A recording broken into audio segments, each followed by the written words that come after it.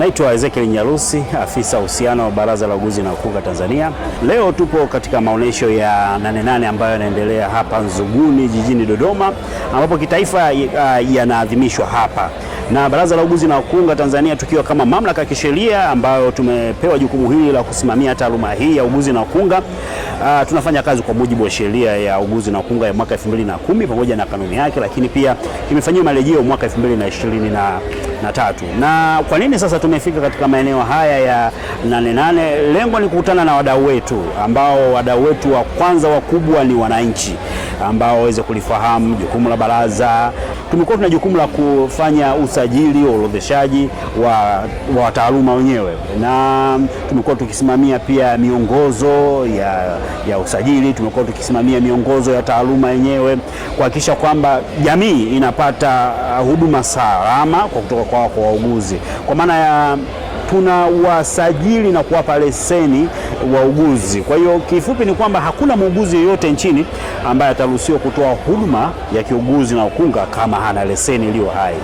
Kwa hiyo na hizo leseni, kwa mujibu wa sheria ya sasa ya baraza, muuguzi atatakiwa kuisha leseni yake kwa muda wa kila baada ya miaka 3.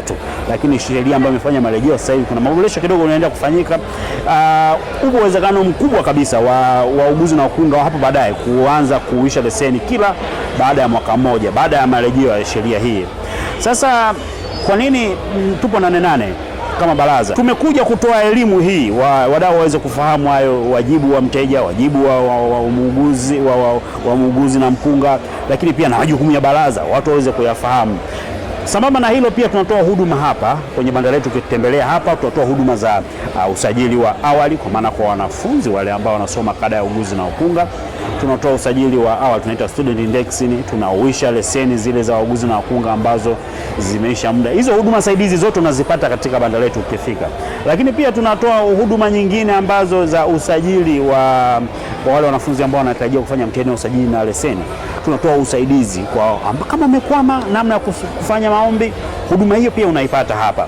Kwa hiyo baraza tumejikita katika eneo hilo katika maonesho haya kuhakikisha kwamba jamii, wadau wa baraza na wateja na wananchi kwa ujumla wanaweza kulifahamu baraza kwa kina. Kwa hiyo kwa mteja ambaye unafika maeneo haya na Nane Nane, hakikisha kwamba ukosi kupita katika banda hili la Baraza la Uguzi na Ukunga. Tupo Government Pavilion 2.